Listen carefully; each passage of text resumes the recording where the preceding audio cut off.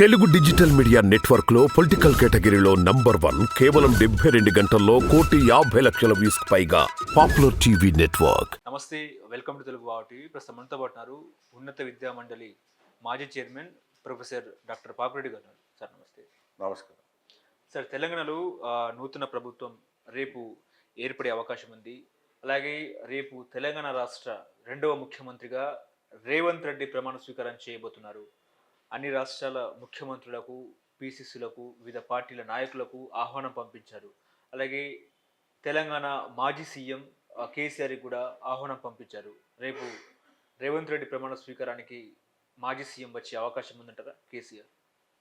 ఇప్పుడు రేపు ప్రమాణ స్వీకారం ఎల్బీ స్టేడియంలో 1 గంట 4 నిమిషాలకి ప్రమాణ స్వీకారం చేయబోతున్నారు.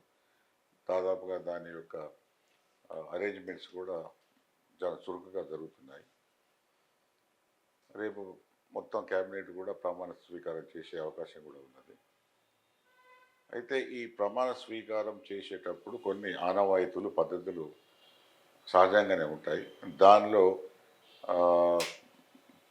పక్క రాష్ట్రాల్లో ఉన్న ముఖ్యమంత్రులు, లేకపోతే వీళ్ళకి అనుకూలంగా ఉన్న పార్టీల రాష్ట్రాల్లో ఉన్న ఆయా ముఖ్యమంత్రులను పిలవడం, దానిలో భాగంగా అంతకుముందు పనిచేసిన మాజీ ముఖ్యమంత్రులు, అంటే మనకు తెలంగాణ రాష్ట్రం వచ్చి 10 సంవత్సరాలు అయిపోతుంది, అంటే ఈ 2వ టర్మ్ నుంచి 3వ టర్మ్కి వచ్చింది. కాబట్టి మాజీ ముఖ్యమంత్రి గారు అంటే కేసీఆర్ గారిని కూడా పిలవడం అన్నది ఒక ఆనవాయితీ. దాని ప్రకారమే ఇప్పుడున్న ప్రభుత్వం ప్రతిపక్ష నాయకునిగా, మాజీ ముఖ్యమంత్రిగా కూడా ఆయన కూడా ఆహ్వానం పంపడం, ఇంకా దాంతోపాటుగా పక్క రాష్ట్రాలైన, మనకు తెలుగు రాష్ట్రాలైన ఆంధ్రప్రదేశ్ ముఖ్యమంత్రి గారికి, లేకపోతే మాజీ ముఖ్యమంత్రి గారు, ఇవందరికీ కూడా పంపుతారు.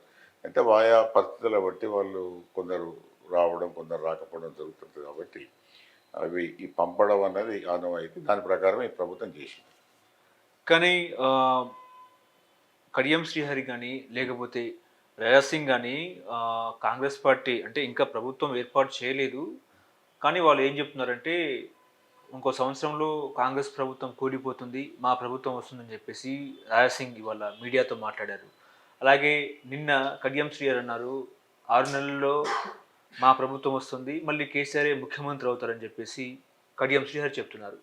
ఏంటండి, ఇంకా కాంగ్రెస్ ప్రభుత్వం ఇంకా ఏర్పాటే కాలేదు, వీళ్ళేమో పార్టీపై ఈ 2 వ్యాఖ్యానాలను, ఈ 2 స్టేట్మెంట్స్, అటు రాజాసింగ్ గారి స్టేట్మెంట్ కానీ, ఇటు కడియం శ్రీహరి గారి స్టేట్మెంట్ కానీ మనం విశ్లేషిస్తే మనకు వచ్చే సమాధానాలు ఏంటంటే, ఒకటేమో మళ్ళీ మేము కాంగ్రెస్ పార్టీలో ఎన్నికైన ఎమ్మెల్యేలను తీసుకొని మేము మళ్ళీ ప్రభుత్వం ఏర్పాటు చేస్తాము అని చెప్పడం ఒకటి.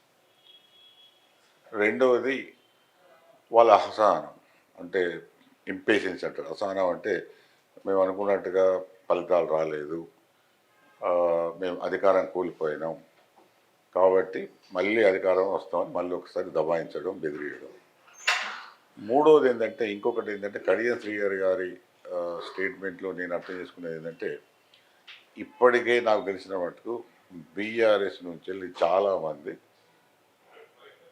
కాంగ్రెస్ పార్టీ వైపు కానీ, ఇప్పుడు ఏర్పడబోయే ప్రభుత్వం వైపు కానీ పెద్ద ఎత్తున వచ్చే అవకాశాలు స్పష్టంగా కనబడుతున్నాయి చాలా దిక్కులలో. అయితే వాళ్ళని కాపాడుకునే ప్రయత్నంలో కడియం శ్రీహరి గారు ఆ స్టేట్మెంట్ ఇచ్చారు. ఒకవేళ మీరు మా కొంతమంది ఎమ్మెల్యేలు తీసుకుంటే మేము పెద్ద ఎత్తున కాంగ్రెస్ ఎమ్మెల్యేలు తీసుకొని ప్రభుత్వాన్ని కూలగొట్టి ప్రత్యామ్నాయ ప్రభుత్వం ఏర్పాటు చేస్తాం. కానీ ఇవన్నీ కూడా వాస్తవానికి దూరంగా ఉంటాయి. ఎందుకంటే కాంగ్రెస్ ప్రభుత్వం యొక్క మన చరిత్ర ఎప్పుడు చూసినా కూడా అది ఆంధ్రప్రదేశ్లో కానీ, అటు పక్క ఆంధ్ర రాష్ట్రంలో కానీ, ఇప్పుడు తెలంగాణ రాష్ట్రంలో కానీ ఒకసారి అది అధికారంలోకి వచ్చిన తర్వాత మధ్యంతరంగా కూలిపోవడము, లేకపోతే అధికారం కోల్పోవడం అంటూ ఇప్పుడు జరగలేదు. కాబట్టి ఇప్పుడు కూడా జరగదు. వాళ్ళకు 64 సీట్లు వాళ్ళకు ఉన్నాయి, 1 సీటు మిత్రపక్షానికి ఉన్నది. కాబట్టి 65 సీట్లు అంటే స్పష్టంగా వాళ్ళు ఈ 5 సంవత్సరాలు పరిపాలించే మెజార్టీ తెలంగాణ ప్రజలు ఇచ్చారు. కాబట్టి ఇటువంటి వ్యాఖ్యానాలు ఆయా వాళ్ళ యొక్క అవసరాల కోసమో, లేకపోతే ఇంకా వేరే కారణాలతో ఇచ్చినట్టుగా మనం అర్థం చేసుకోవచ్చు. ఇప్పుడు రేపటి ప్రమాణ స్వీకారానికి పక్క రాష్ట్ర ముఖ్యమంత్రి వైఎస్ జగన్మోహన్ రెడ్డి వచ్చే అవకాశం ఉందంటారా? ఒకవేళ వస్తే రావచ్చు, రాకపోవడానికి పెద్ద కారణం ఉండకపోవచ్చు. కానీ ఇవాళ నిన్నటి నుంచి ఇవాళ అక్కడ భారీ వర్షాలు పడుతున్నాయి. పెద్ద ఎత్తున ప్రకృతి ఆ, విపత్తు ఇప్పుడు ఆంధ్ర రాష్ట్రాన్ని అతలాకుతలం చేస్తున్నారని, పెద్ద ఎత్తున పంటలు కూడా నీళ్ళలో మునిగిపోయినాయి. కాబట్టి అటువంటి పరిస్థితుల్లో ముఖ్యమంత్రి గారు అక్కడ ఆ, ఏదైతే పునరావాస కార్యక్రమాలు కానీ సహాయక చర్యలు కానీ పెద్ద ఎత్తున చేపట్టే అవకాశం ఉంటుంది. కాబట్టి ఆ దృష్టిలో ఆయన రాకపోవచ్చు అని నేను అనుకుంటాను. ఎందుకంటే ముఖ్యమంత్రి గారికి అక్కడ ఉండి మొత్తం రాష్ట్ర పరిస్థితిని ఆయన సమీక్షించాలి. కాబట్టి ఒకవేళ వచ్చినా కూడా వచ్చిపోవచ్చు, కానీ రాకపోయే అవకాశాలు ఎక్కువ ఉన్నాయి.